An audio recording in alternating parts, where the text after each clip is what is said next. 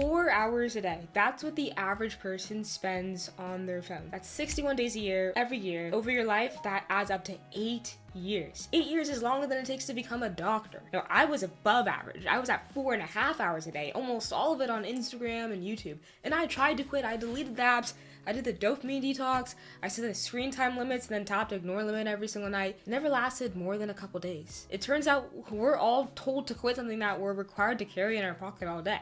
That advice was never gonna work. So I spent the last year going through the actual research on behavior change. Not YouTube videos, but like textbooks, studies, and this is my screen time now, 31 minutes. And I never deleted a single app. So I'm gonna give you the 3 changes that I made, the science behind why each one works, and the one number in your settings that actually brings your screen time down. Most people have never opened it once. Okay, so step 1 is watch your pickups. So go to your settings right now, go to screen time, and under your daily average, there's gonna be a number called pickups.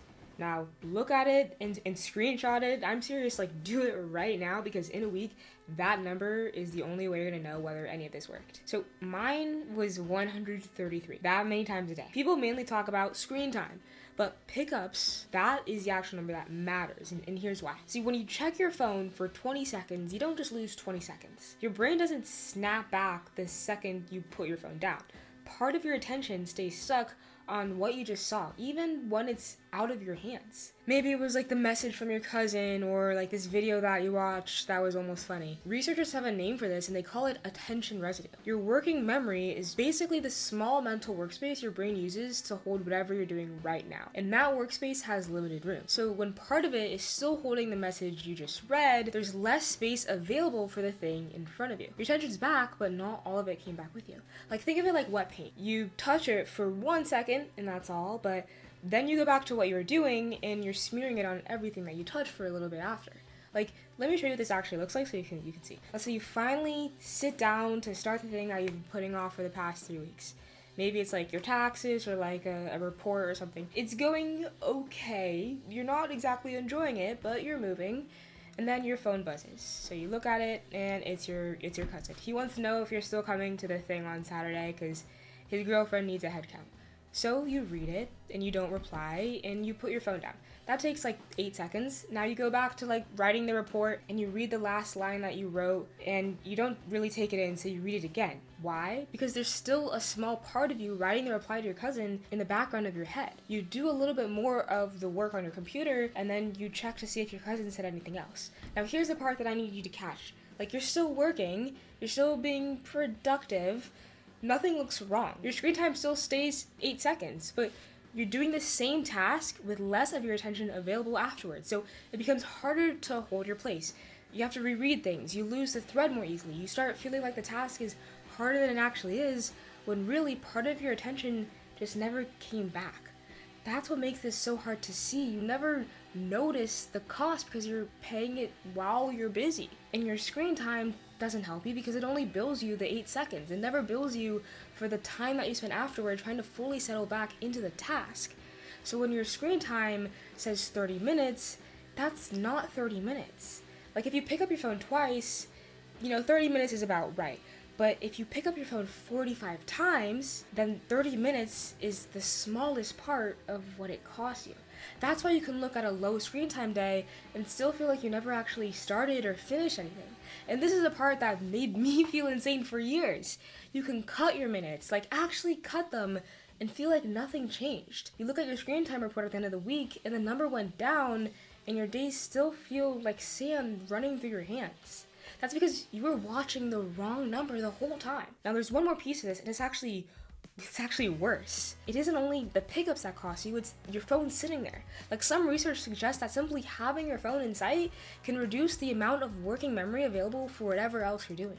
And in the original study, the people whose phones were in another room perform better on certain thinking tasks than the people whose phones are sitting on their desk. Like think about the difference between a plate of cookies sitting in another room and a plate sitting directly in front of you. You can choose not to eat either one, but only one of them keeps reminding you that there's a choice to make. Your phone can work the same way. When it's on your desk, every glance at it can reactivate the possibility of checking it. When it's in another room, there are fewer reminders and more distance between the urge and the action. So if you need your full attention, Face down and out of reach are not necessarily the same thing. Out of sight and in another room gives your brain less to monitor. So basically, to reduce my screen time, the first thing that I did is I actually stopped counting minutes and started cutting pickups.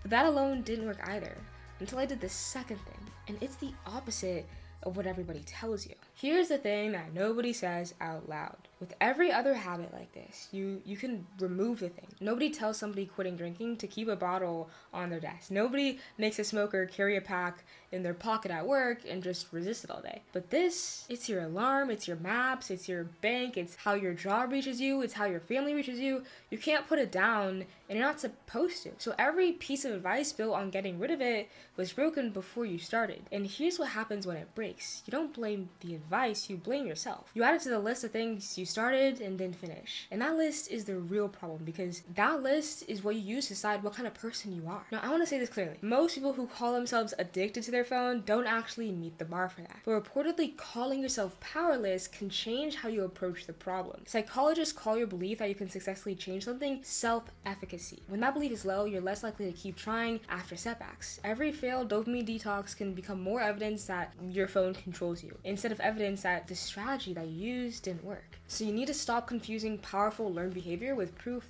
that you're powerless. So with that said, here's the advice that nobody tells you. Don't delete the app, delete the feed. Keep Instagram, keep YouTube, keep your DMs, your stories, the people you actually chose to follow. Keep the reason you downloaded the social media apps in the first place. Just get rid of the part that never ends, because that's where your pickups actually come from. Like, nobody picks up their phone 100 times a day to check the weather. You pick it up because something might be there. I've been using this app called Block It on my phone for the past 10 months, and no scroll on Android. It's the same app, just different name depending on your phone. The app turns off the feeds that don't stop. So turn off the Reels, Explore, Shorts, the For You page, and it leaves everything else working. Your DMs, your friends' posts still show up. So what you're left with is what social media was supposed to be in the first place. People you know and what they're up to, not a machine that just hands you strangers forever. Now, here's why this works when deleting doesn't. We think that we scroll because we like it, but think about the last time that you scrolled for an hour. Were you actually enjoying it? You weren't, and you did it anyway. And you do it again tonight. That's because wanting something and liking something are two completely different things in your brain. And guys, this is where dopamine gets explained wrong all the time. People call it the pleasure chemical, but that isn't really quite right. Dopamine is part of the system that pushes you to pursue a possible reward. It doesn't really say this feels good, it can say, go check, there might be something good there. Think of wanting and liking as two different parts of driving. Wanting is the gas pedal that moves you towards something. Liking is whether you actually enjoy it once you arrive. And your brain can keep pressing the gas even when you don't really like the destination anymore. So the wanting can get louder and louder while the liking quietly goes to zero. I mean, you felt this. You put your phone down and then 9 minutes later, it's back in your hand and you don't even remember deciding to pick it up. So what's feeding the wanting? Not the good posts, the unpredictable ones. Most of what you scroll past is fine. Not amazing, it's just fine. But every so often, something actually gets you. You laughed, or you're annoyed, or you can't believe someone posted that. Something happens in you and your brain notices, and you never know which one it's going to be. So your brain pays special attention when an outcome is different from what it predicted. Scientists call this reward prediction error. It's basically your brain saying, wait, that wasn't what I expected. Remember that. And an endless feed creates these little surprises over and over again. Boring, interesting, shocking, boring, funny. Your brain keeps checking because it can't predict which swipe will produce the next surprise. That's the whole design. It's like a slot machine. You're not pulling the lever because you win. You're pulling it because you might. And here's a line that I want you to hold on to. The feed is the slot machine, but the actual social media app, Instagram, YouTube, Facebook, that's not. That's why deleting takes too much and gives you nothing back. The part you actually wanted was always attached to the part that you didn't. And there's one more reason why deleting fails, and it isn't willpower. Every time that you've been bored or stressed or stuck or waiting, you reach your phone. Thousands of times, some of you tens of thousands. So you learned it. So now when that feeling shows up, your brain already knows what's supposed to happen next, and psychologists call this a cue response association. When you repeatedly perform the same behavior in the same situation, your brain starts connecting the situation directly to the action. Bored becomes open Instagram. Stuck becomes open YouTube. Waiting becomes check your phone. And eventually you don't need to consciously make the decision. The cue just starts the behavior for you. So you delete the app and the feeling comes anyway, and there's nothing where the thing used to be. It's like reaching for the light switch in a room that you've lived in for years and finding a blank wall. You don't think about it, your hand just goes there. And since you deleted it, now it's wrong every single time. That's what those first few days feel like. So you go looking for a reason to put it back. And you find one because you always find one.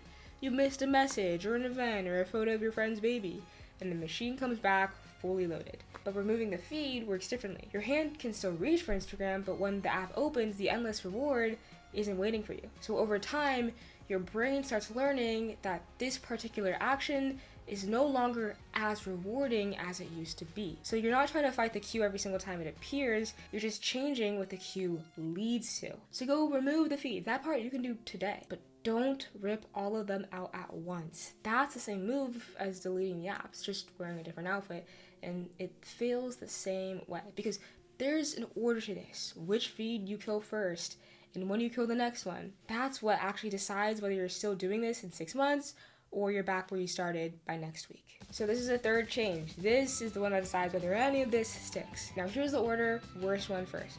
Whichever feed you already know is a problem, maybe it's Instagram Reels, maybe it's the TikTok For You page or YouTube Shorts, kill that feed for a week with the apps that I mentioned before. And again, notice how I said the specific feed and not the whole app. So for example, killing the TikTok For You page, but still having the TikTok app on your phone. At the end of that week, open your settings and look at your pickups. If the number came down, that's your answer. Do the next feed. And if it didn't come down, listen, because this is the part that everybody gets wrong. You killed Instagram and your thumb found TikTok, and now you know something you didn't know last week. You know which app was actually running your day. So go kill that one next. Like, that's why nothing about this is wasted. Either the number drops or you find out where it's really coming from. So there's no week where you learn nothing. So one feed at a time, check the number, decide from there. Now there's 2 numbers and they have 2 jobs. Your pickups tell you whether it's working. Your screen time tells you what you're getting back. So you're not just trying to hit a pickup number. You can't decide to pick up your phone 80 times a day instead of 90. That's not a thing that anybody can control. You're just reading it the way you'd step on a scale. The feed is what you're actually changing. The number is how you find out if you killed the right one. And that's the whole system. So not like be more mindful, not use it less. One feed, 1 week, check the number. That's slow on purpose. In behavioral psychology, there's a principle called shaping. Instead of demanding the final behavior immediately, you move toward it through smaller changes your current system can handle. And that's what this whole channel is about. So removing everything at once creates the largest possible adjustment overnight. Removing one feed gives your brain time to adapt, lets you see where the behavior moves, and gives you information before you make the next change. That's why the slowness isn't a weakness in the plan, it's part of the plan. But there's something coming that's gonna make you wanna quit anyway, and it usually shows up around week 3. But first, you're gonna be running this for about 4 weeks. You're gonna be tracking your numbers every single week. So I want this to be as easy as possible for you. I created this free thing called the One Feed Reset Plan. Basically, you can use it to track your numbers. It shows you step by step what to do if you get to the end of the week and your pickups didn't actually decrease, or maybe they increased, or whatever. It literally just walks you through exactly step by step what to do. It's really easy to understand, and it's completely free. And if you're serious about actually wanting to get in control of your screen time, then you can download it. It's free, link in the description. It takes like 2 minutes to fill in, and then you just follow it for 4 weeks, linked below. Now expect to slide, and you will. I need you to hear that because this is the part that decides whether you're still doing this in 6 months. Now, let me tell you guys how I quit vaping. So I had vaped for 4 years, multiple pods a month, hitting my vape hundreds of times a day, and I wanted to quit. Like, I tried probably 30 times. I'm talking about throwing my vape in the trash and then digging it back out and hitting it later that same night. 30 tries. Now, if on try number 15 that I just decided I was just not capable of quitting vaping, I would not be sitting here right now telling you that I haven't touched one in 3 years. I don't even think about vaping anymore. But try number 15 didn't feel like try number 15 at the time. It felt like proof that I was the kind of person who couldn't do this. That's what a slide does. It doesn't just cost you the day, it hands you a story about yourself. Psychologists have a name for what can happen next, and it's called the absence violation effect. You break the rule once, and you interpret that lapse as proof that you failed, and that interpretation makes you more likely to abandon the change completely. The first scroll isn't what turns a lapse into a relapse, it's the thought, well, I already ruined it, so there's no point anymore. And that story isn't true. Now, here's how you can tell. If you were actually the kind of person who couldn't do this, you would have stopped trying after the first time, but you didn't. You tried again and again, and that's not what incapable looks like. Now, I know you've probably tried to cut your screen time before, maybe more than once, and you might be sitting there thinking you're just not somebody who can. But failing isn't when you slide. Failing is when you decide the slide was the verdict and you stop. So when it happens, and it will, you don't start over. You don't go back to every feed you already killed. You hold right where you are, and you go again from there. A slide is not a verdict. It's one repetition of the old behavior. Your next action determines whether it actually remains one repetition or it becomes your routine again. So you don't have to erase a slide, you just have to keep it from making the next decision for you. So you're at the end of this video, and you have two paths that you can take. Path one is that you think this video was interesting, but you don't make any changes and you just go and click on another video. Path two is you actually decide, I want to get in control of my screen time. You remove one feed, you follow the free reset plan link below, and it shows you step by step how to do it, as well as what numbers to track and what the numbers mean, and you go from there. 4.5 hours a day is 8 years of your life. But 8 years isn't just 8 years of time. It's 8 years you were alive for and won't remember. Just start with removing one feed. Then go look at your pickups tomorrow and grab the free reset plan, so when that number moves, you already know what it means.